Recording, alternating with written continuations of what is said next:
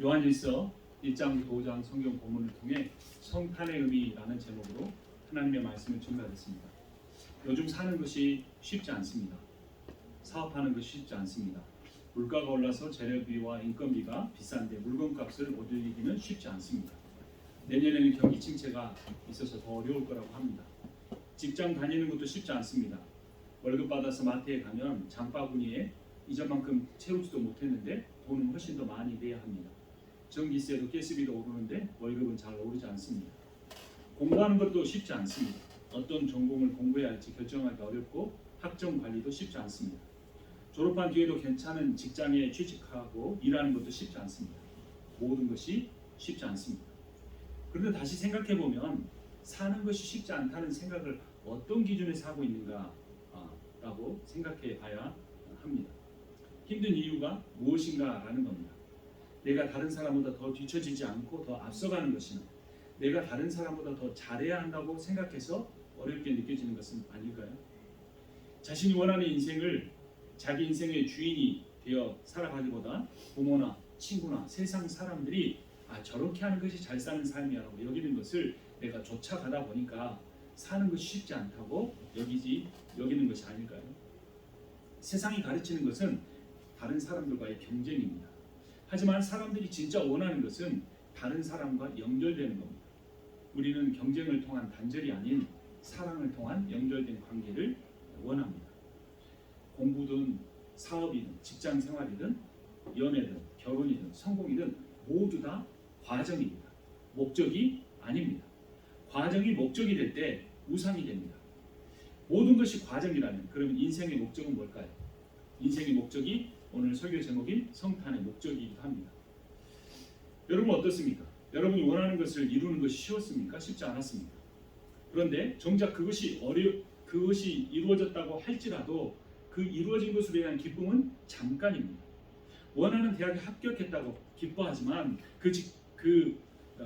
대학에서 공부를 잘 해내는 것은 쉽지 않습니다. 내가 원하는 직장에 취직했다고 잠깐 기뻐할 수는 있지만 그 직장에서 인정받고 승진하는 것이 쉽지 않다는 것을 금방 깨닫습니다.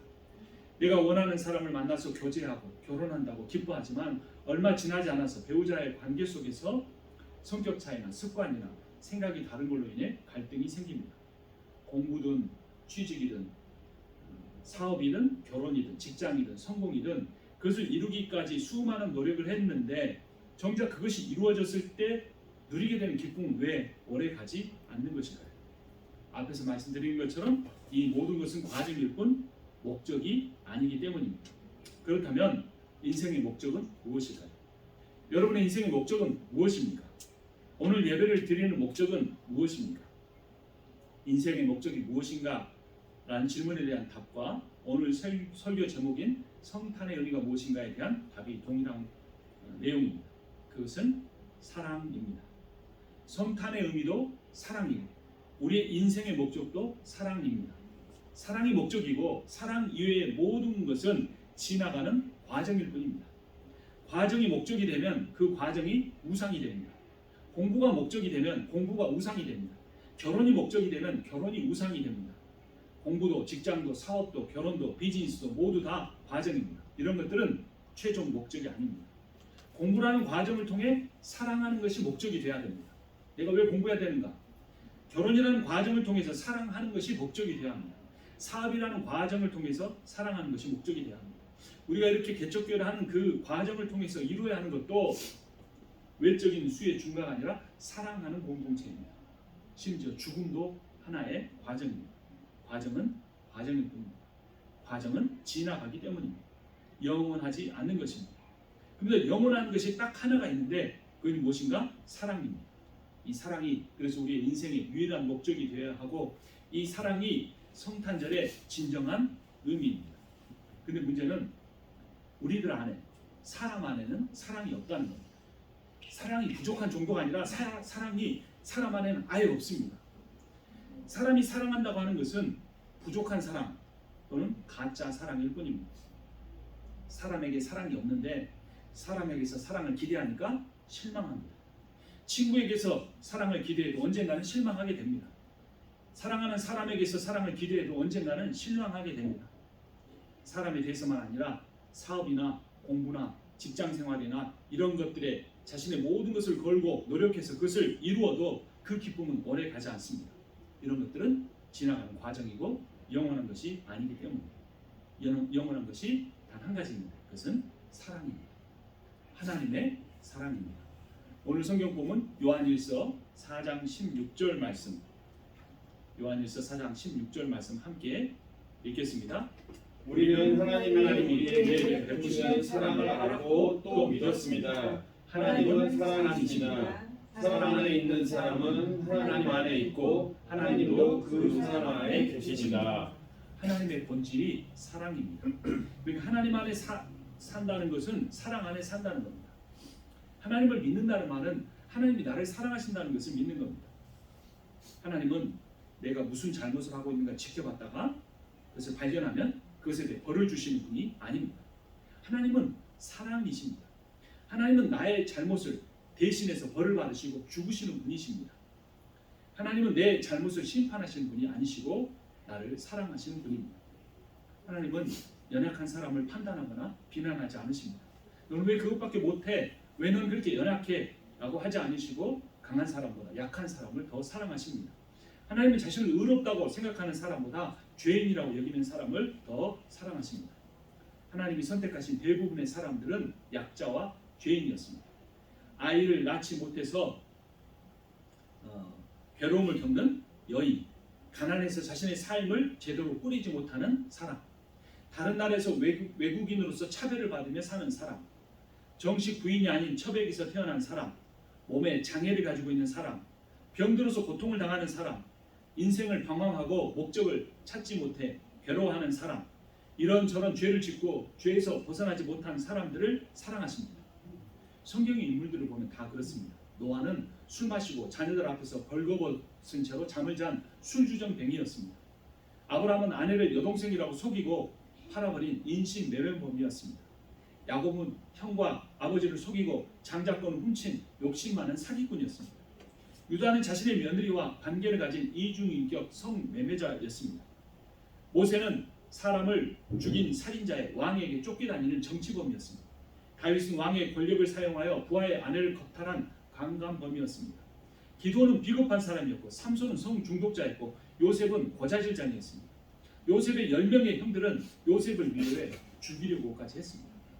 하나님은 이런 죄인들과 연약한 사람들을 부르시고 사용하셨습니다. 그들을 사용하시고 그들에게 은혜를 베푸시기 위해서였습니다. 구약 시대만 아니라 신약 시대에도 마찬가지입니다. 오늘이 성탄절이니까 예수님께서 태어나신 장면 한번 보죠. 누가복음 2장 15절을 보면 천사들이 목자들에게서 떠나 하늘로 올라간 뒤에 목자들이 서로 말하였다. 베들레헴으로 가서 주님께서 우리에게 알려주신 바 일어난 그 일을 봅시다. 그리고 그들은 급히 달려가서 마리아와 요셉과 구유에 누워있는 아기를 찾아냈다. 예수님의 탄생을 처음 목격한 사람, 경배한 사람들은 양을 치던 목자였습니다. 당시 목자는 추운 겨울에도 밖에서 자면서 부자들의 양을 길러야 하는 당시 사회에서 경제적으로 가장 가난하고 사회적으로 가장 낮은 신분이었습니다. 그런데도 성탄 카드에는 이 가난한 목자가 아닌 높은 신분의 동방 박사들이 더 자주 등장합니다. 하지만 동방 박사들이 예수님을 찾아간 그때는 예수님이 태어나는 그 장면이 아니고 예수님이 이미 2살 정도 나이가 되었을 때입니다. 천사들이 먼저 만나준 사람도 막 태어나신 아기 예수를 경배한 사람도 부유하고 공부를 많이 한 신분이 높은 동방 박사들이 아니고 가난하고 배우지 못하고 신분이 낮은 목자들이었습니다. 예수님은 우리가 강할 때보다 우리가 약할 때 더 사랑하십니다. 예수님은 우리가 부유할 때만 아니라 가난할 때도 사랑하십니다. 예수님 우리가 성공했을 때만 아니라 실패했을 때도 더 사랑하십니다. 왜 나에게는 이렇게 부족한 점이 많을까 고민하지 마십시오. 사람들이 왜 나를 인정해 주지 않을까 실망하지 마십시오. 나는 성격이 왜 이 모양일까? 왜 나는 크리스천이라고 하면서 욕심이 있을까? 왜 나는 돈 욕심을 그치지 못한 것일까? 왜 나는 다른 사람을 쉽게 정죄하고 비난하는 것일까? 고민하지 마십시오. 하나님은 부족한 점이 많은 우리를 더 사랑하시고 인정받지 못한 나를 더 이해해 주시고 받아주십니다.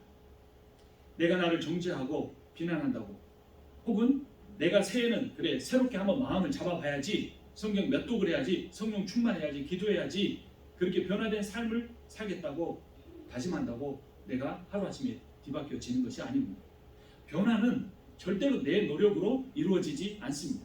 변화는 오직 하나님의 사랑을 신뢰할 때만 시작이 됩니다. 하나님이 내가 어떤 사람인가와 전혀 상관없이 나를 사랑하시고 그 사랑이 변함이 없다는 사실을 깨달을 때 내 삶에서 변화가 시작됩니다. 성탄의 의미는 연약한 여러분들에 대한 하나님의 사랑입니다. 성탄의 의미는 인플레 시대에 힘들게 사업을 하는 여러분들에 대한 사랑입니다. 성탄의 의미는 공부와 취직이 어려운 시대에 자신의 비전을 아직 찾지 못해 방황하는 사람들에 대한 사랑입니다. 성탄의 의미는 남편과 자녀들에게 모든 것을 헌신했는데 남은 것은 나이 들고 약해진 몸뿐인 여성들에 대한 사랑입니다. 하나님은 러시아와의 전쟁으로 인해 고통받는 우크라이나 사람들을 사랑하십니다. 쿠데타로 인해 고통을 받는 미얀마 사람들과 로힝야족을 사랑하십니다. 미군이 철수한 뒤에 그들 때문에 예수를 믿었는데 버려지고 남은 아프가니스탄의 크리스천들을 사랑하십니다. 우리 교회가 멕시코의 두 아이들을 돕고 있는데 2명의 아이들을 더 돕기로 기도해야 하는데 아직 결정을 못했습니다.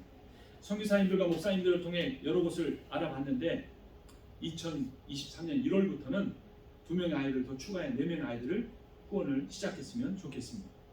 하나님은 힘들고 어려운 환경 속에서도 개척교회를 섬기고 오늘도 나와 성탄 예배를 드리는 여러분들을 사랑하십니다. 예수님께서 여러분들 향해 지금 이렇게 말씀하십니다.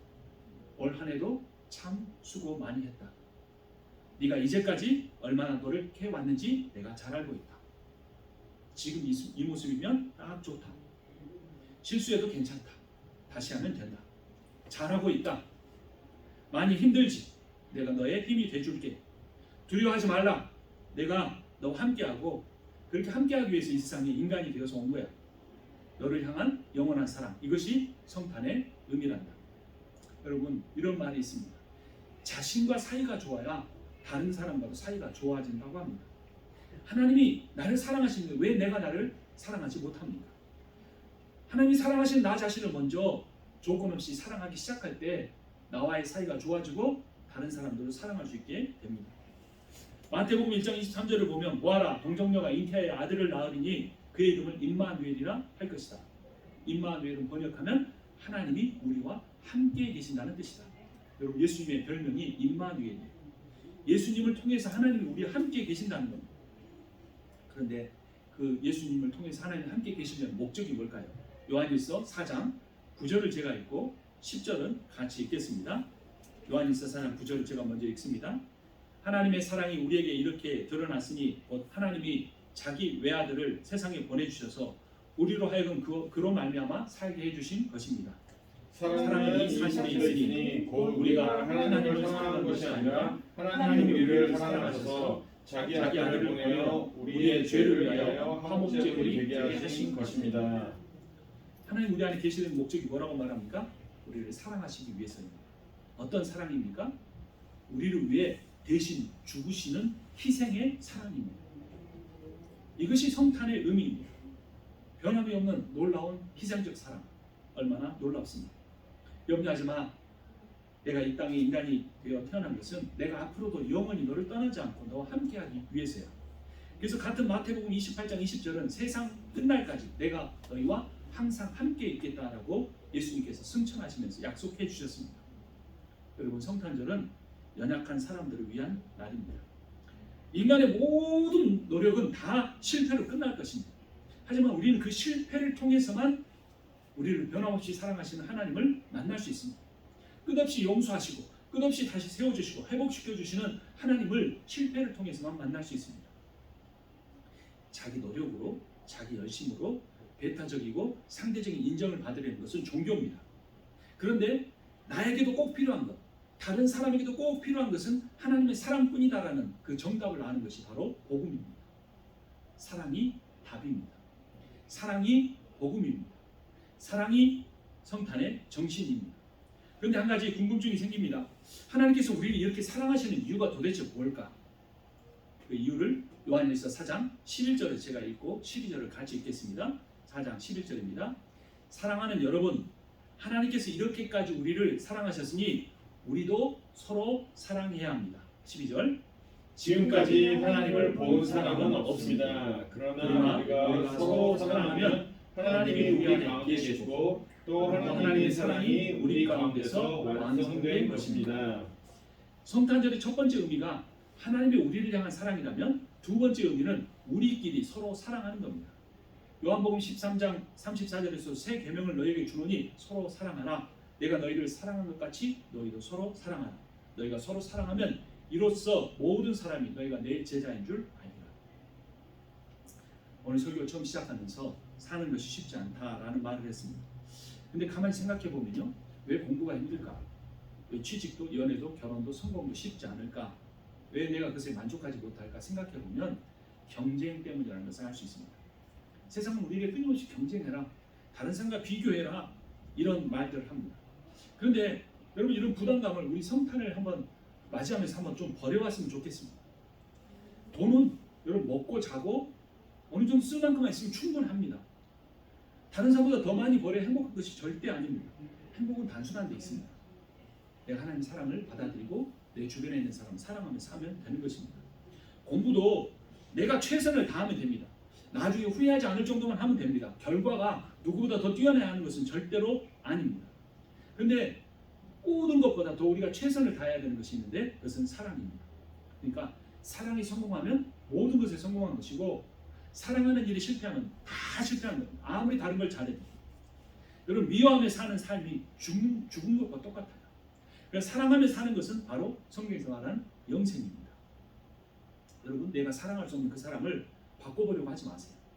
그 사람을 보는 관점을 바꿔보세요. 그 사람 안에 사랑받을 수 없는 모든 조건을 갖추고 있는 것 같지만 그 사람이 변화되지 않지만 내가 그 사람을 보는 관점을 바꾸면 하나님이 나를 보듯이 용서의 관점으로 그를 보면, 불쌍히 여기면서 보면 그러한 사람도 사랑할 수 있게 됩니다. 내 인생이 괴롭고 마음이 힘든 것은 사랑하지 못해서 그런 것입니다. 사랑할 수 없는 사람에 대한 내 관점을 바꿔서 새해에는 그 사람을 사랑하기 시작하면 내 안에 힘든 마음들이 눈 녹듯이 다 사라져 버릴 것입니다. 여러분, 사람이요, 마음이 허전하잖아요. 그러면 자꾸 뭐 물건을 사고 싶어 합니다. 그리고 사람이 마음이 허전하잖아요. 그럼 자꾸 음식을 먹게 돼요. 배가 힘들 정도로 먹으려고 합니다. 과속이나 폭식의 원인이 이 마음이 허전한 것, 즉 사랑의 결핍에서 온다는 겁니다. 그러니까 우리 안에 성탄절의 의미인 사랑을 내 안에 채우기 시작하면 이런 것들로부터 조금씩 자유해질 수 있습니다. 사랑이 중심되지 않는 종교 행위를 포함한 모든 활동이 우상 숭배입니다. 그런데 어떤 사람은 이렇게 말하기도 합니다. 나는 하나님은 사랑하는데 사람은 사랑할 수 없다, 어렵다라고 말합니다. 거기에 대해서 성경이 뭐라고 말하는지 요한일서 5장 2절 말씀, 요한일서를 계속 보겠습니다. 여러분 줄로 딱 꼽아놓으세요. 요한일서 5장 2절 같이 읽습니다. 우리가 하나님을 사랑하고 또 그 계명을 지키면 이로써 우리가 하나님의 자녀를 사랑한다는 것을 압니다. 사람을 사랑하지 않는 사람은 하나님을 사랑하지 않는 겁니다. 사람을 사랑하지 않으면서 하나님을 사랑한다고 말하는 어떤 사람일까요? 4장으로 가봅니다. 20절을 제가 읽고 21절 같이 읽습니다. 누가 하나님을 사랑한다고 하면서 자기 형제 자매를 미워하면 그는 거짓말쟁이입니다. 보이는 자기 형제를 사랑하지 않는 사람이 보이지 않는 형제 하나님을 사랑할 수 없습니다. 하나님을 사랑하는 사람은 자기 형제 자매도 사랑해야 합니다. 우리는 이 계명을 주님에게서 받았습니다. 거짓말쟁이라고 하는 건데요. 근데 사람을 사랑하지 않는 사람은 그 정도가 아닙니다. 더 좀 과격한 표현이 요한일서 3장 14절에 나옵니다. 한 장 더 앞으로 가서 요한일서 3장 14절 말씀 같이 읽습니다. 우리가 이미 죽음에서 생명으로 옮겨갔다는 것을 우리는 압니다. 이것을 아는 것은 우리가 형제 자매를 사랑하지 않기 때문입니다. 사랑하지 않는 사람은 죽음에 머물러 있습니다. 사랑하지 않는 사람은 죽은 사람과 똑같다는 거예요. 더 무시무시한 이야기가 나옵니다. 3장 10절 말씀 같이 읽습니다. 하나님의 자녀와 악마의 자녀가 여기에서 뻔히 드러납니다. 곧 의를 행하지 않는 사람과 자기 형제 자매를 사랑하지 않는 사람은 누구나 하나님에게서 난 사람이 아닙니다. 사람을 사랑하는 것이 이렇게 중요합니다. 거짓말쟁이가 되지 않기 위해서, 또는 하나님의 자녀가 되기 위해서, 또 죽음과 같은 삶을 살지 않기 위해서 사랑은 필요합니다. 그런데 왜 이렇게 사람을 사랑하는 것이 어려울까요? 내가 누군가를 사랑하지 않을 때 그 이유를 좀 살펴보면요, 내가 사랑하고 싶은 그 사람이 나를 사랑하지 않기 때문인 경우가 있습니다. 또는 내가 사랑해야 될 그 사람이 때로는 나를 무시한다고 느껴질 때 내가 그 사람을 사랑하기가 참 힘듭니다. 근데 한번 생각해 보죠. 우리가 하나님의 사랑을 받는 이유가 우리가 하나님을 사랑하기 때문입니까? 아니면 우리가 하나님을 사랑하거나 하나님을 존중하지 않아도 그와 상관없이 하나님 우리를 사랑하시는 것입니까? 하나님의 사랑이 어떻게 우리에게 주어진지를 알게 될 때 우리도 그 하나님의 방식대로 사람들을 사랑할 수 있습니다. 하나님 우리를 어떻게 사랑하셨는지 로마서 5장 8절에 보면 이렇게 나옵니다. 그러나 우리가 아직 죄인이었을 때에 그리스도께서 우리를 위하여 죽으셨습니다. 이리하여 하나님께서는 우리들에 대한 자기의 사랑을 실증하셨습니다. 우리가 하나님과 원수일 때에도 하나님의 아들의 죽으심으로 말미암아 하나님과 화해하게 되었다면 화해한 우리가 하나님의 생명으로 구원을 얻으리라는 것은 너무 더욱더 확실한 일입니다. 하나님 우리가 죄인일 때 우리를 사랑하셨습니다. 하나님과 우리가 원수일 때 우리를 사랑하셨습니다. 그러니까 여러분 이 사랑을 내가 깨닫고 경험하게 되면 내가 다른 사람을 사랑할 수 있는데 내가 다른 사람을 사랑하지 못하면서 그 사람도 나를 사랑하지 않아. 그 사람은 나를 무시해. 라는 이유로 사랑하지 못한다는 것은 내가 정말로 하나님의 진짜 사랑을 경험하지 못해서이기 때문일 수 있다는 겁니다. 사실요, 부모에게서도 온전한 사랑은 기대하기 어렵습니다. 부모도 부모의 부모에게서 온전한 사랑을 제대로 받지 못했기 때문입니다. 어찌 보면 그런데 부모님은 그 부모님의 부모님에게서 받은 그 사랑보다는 훨씬 더 많은 사랑을 노력해서 우리에게 주셨는지도 모릅니다. 그분들의 인생에서는 최선을 다한 겁니다. 그런데도 인간의 사랑에는 늘 부족할 수밖에 없는 거죠. 때론 자녀를 사랑한다고 하지만 그 자녀에 대한 그 사랑이 때로는 폭력이 되기도 하고 폭언이 되기도 합니다. 수많은 그 사랑의 의지가 스트레스로 자녀에게 가기도 합니다. 그래서 부모에게서 받지 못한 그 사랑을 친구에게서 기대해 보거나 연인에게서 기대해 보기도 하지만 만족할 만한 사랑을 얻는 것은 쉽지 않습니다. 사람 언제든지 적어도 자신이 준 만큼의 사랑은 되돌려 받으려고 하지만 그렇게 기대하면 결국 실망하고 말기 때문입니다. 사람이 마지막으로 최선을 다해서 사랑하려고 하는 존재가 자녀입니다. 아마 여러분들도 부모와의 사랑은 실패했고 내가 친구의 사랑, 배우자의 사랑은 실패했다고 생각했을 때 내 자녀에 대해서만큼은 사랑할 수 있을 거라고 여길지 모릅니다. 그러나 자녀가 어렸을 때는 부모에게 의존하기 때문에 굉장히 사랑스럽습니다. 미울 때도 있지만 금방 그런 마음은 없어져요. 그래서 부모가 일방적으로 사랑할 수 있어요. 내 아이를 보면 내가 고생해도 그 고생이 고생 같지 않고 뭐 다 눈 녹듯이 없어지는 것 같아요. 근데 자녀가 사춘기가 되면 갈등이 시작됩니다. 사춘기가 지나면 성인으로서 대접받기를 원합니다. 독립해서 떠나면 같이 시간을 보내기라 대화하기도 쉽지 않습니다.